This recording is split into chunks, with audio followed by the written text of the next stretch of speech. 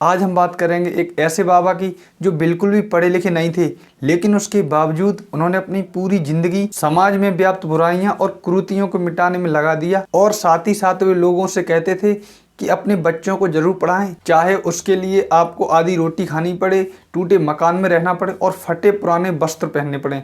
नमस्कार, मेरा नाम है भास्कर और आप देख रहे हैं भास्कर एक सोच यूट्यूब चैनल को।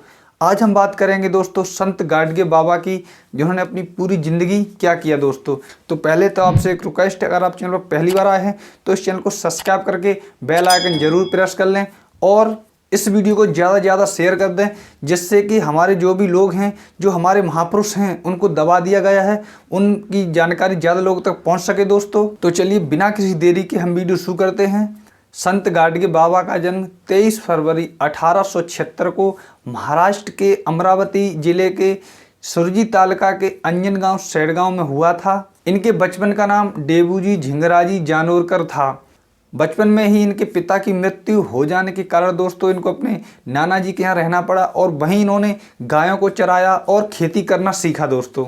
और दोस्तों यहाँ मैं इनकी जाति की बात करूँ तो ये ऐसी समाज की एक जाति होती है धोबी, उस धोबी जाति से बिलोंग करते थे। और दोस्तों यहाँ मैं एक बात आपको स्पष्ट कर दूँ, किसी भी महापुरुष की कोई जाति, कोई धर्म, कोई देश नहीं होता।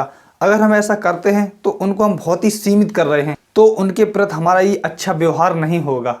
ये दोस्तों बिल्कुल पढ़े लिखे नहीं थे, उसके बावजूद इन्होंने महाराष्ट्र में कई सारे विद्यालय, विश्वविद्यालय, चिकित्सालय, छात्रावास, धर्मशालाएं, गौशालाएं खुलवाईं। इनके पास तो दोस्तों एक फूटी कौड़ी नहीं थी, उसके बावजूद इन्होंने इतना सारा कुछ ही खुलवा दिया। उसका एक ही रीजन था दोस्तों, इन्होंने सब लोगों से चंदा लिया और वो चंदा दोस्तों इन्होंने इन सब चीज़ों को बनवाने में लगा दिया, ना कि खुद के किसी पर्सनल प्रॉपर्टी के लिए। इस चीज़ को आप ऐसे ले सकते हैं, इन्होंने इतना सारा कुछ बनवाने के बावजूद भी ये एक टूटी सी छोटी झोपड़ी में रहते थे। इन सब कामों की वजह से दोस्तों ये महाराष्ट्र में बहुत फेमस हो गए थे और लोग इनको मानने लगे थे। तभी दोस्तों इन्होंने 1905 से लेकर 1917 तक इन्होंने अज्ञातवास में गए। अज्ञातवास दोस्तों वो चीज़ होती है जहां आपको कोई ना जानता हो और वहां आपको जाके कुछ अपना चित्त साधना होता है, जो कि तथागत गौतम बुद्ध ने किया था। तो जब ये अज्ञातवास में गए और वहां से जब ये आए तो इन्होंने अपने जीवन को बहुत गहराई से और नज़दीकी से देखा और उसके बाद इन्होंने तय किया कि समाज में जो व्याप्त बुराइयां हैं उनको मुझे ख़त्म करना है।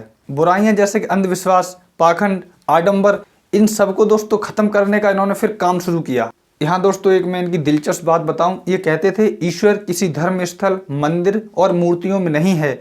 मनुष्य को चाहिए कि भूखे को रोटी, प्यासे को पानी, नंगे को वस्त्र, अनपढ़ को शिक्षा और बेकार को काम दे। यही उसकी सच्ची भगवान की सेवा होगी। और दोस्तों जैसा कि मैंने आपको बताया कि बिल्कुल भी पढ़े लिखे नहीं थे, उसके बावजूद ही बहुत ज़्यादा विवेकशील थे और इन्होंने लोगों को हमेशा समझाया कि आप अपने बच्चों को जरूर पढ़ाइए, चाहे उसके लिए आपको आधी रोटी खानी पड़े, टूटे मकान में रहना पड़े और फटे पुराने वस्त्र पहनने पड़े, लेकिन अपने बच्चों को जरूर पढ़ाएं। शिक्षा ही एक ऐसी चीज़ है जो गरीब से गरीब व्यक्ति कई सारी और कई बड़ी बड़ी डिग्री प्राप्त कर सकता है।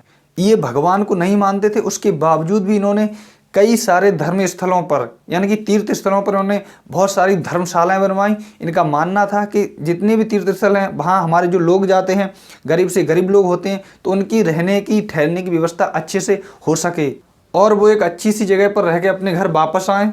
अब मैं दोस्तों इनकी एक ऐसी बात बताता हूँ जिसे सुनकर आपका दिल गदगद हो जाएगा। ये दोस्तों बाबा साहब के बहुत बड़े प्रशंसक थे और ये एक बाबा साहब के एक सच्चे मित्र थे। सच्चे मित्र आप समझते हैं, सच्चे मित्र। और बाबा साहब ने जो पीपुल्स एजुकेशन सोसाइटी की स्थापना की थी, उसके लिए इन्होंने महाराष्ट्र के पिंटरपुर में एक छात्रावास बनवाया, जो कि बहुत विशाल था दोस्तों। और जैसा कि मैंने आपको बताया कि ये कैसे बनवाते थे, लोगों से चंदा इकट्ठा करते थे, उसके बाद एक सही जगह उसे लगाते थे दोस्तों। वहीं दोस्तों इनके सम्मान की बात करें तो महाराष्ट्र सरकार ने सन 2000 में एक योजना चलाई थी जिसका नाम था संत गाडगे बाबा ग्राम स्वास्थ्य अभियान, जिसके तहत दोस्तों ग्राम को पुरस्कृत किया जाता था, क्योंकि ये सफाई को बहुत महत्व देते थे। और इस योजना के तहत दोस्तों जो ग्राम होते थे उनको प्रोत्साहन किया जाता था कुछ इनाम देके। और वहीं दोस्तों भारत सरकार की बात करें तो भारत सरकार ने इनके सम्मान में दोस्तों एक डाक टिकट जारी किया था। अब दोस्तों बात करते हैं इनकी मृत्यु की। तो इनकी मृत्यु की दोस्तों जो विद्वान हैं वो बताते हैं कि डॉक्टर वी.आर. अम्बेडकर के इतने गहरे मित्र थे कि उनका परिनिर्वाण 6 दिसंबर 1956 को हुआ उनके परिनिर्वाण के पश्चात यानी कि 10-12 दिन तक इन्होंने कुछ भी खाया पिया नहीं अपने मित्र के वियोग में। और उनके परिनिर्वाण के ठीक 14 दिन बाद यानी कि 20 दिसंबर 1956 को इनका भी परिनिर्वाण हो गया। तो इस तरह इस महापुरुष ने इस दुनिया से विदा ली। और आप देख सकते हैं कि एक प्रिय मित्र के वियोग में एक मित्र कैसे अपने प्राण को त्याग देता है। दोस्तों, ऐसे कर्मयोगी संत गाडगे बाबा को मेरा कोटि कोटि प्रणाम। यह वीडियो बना के दोस्तों मैंने अपना कर्तव्य निभा दिया। अगर इस वीडियो में कोई गलती हुई है तो उसके लिए मैं हाथ जोड़ के आपसे क्षमा चाहता हूँ।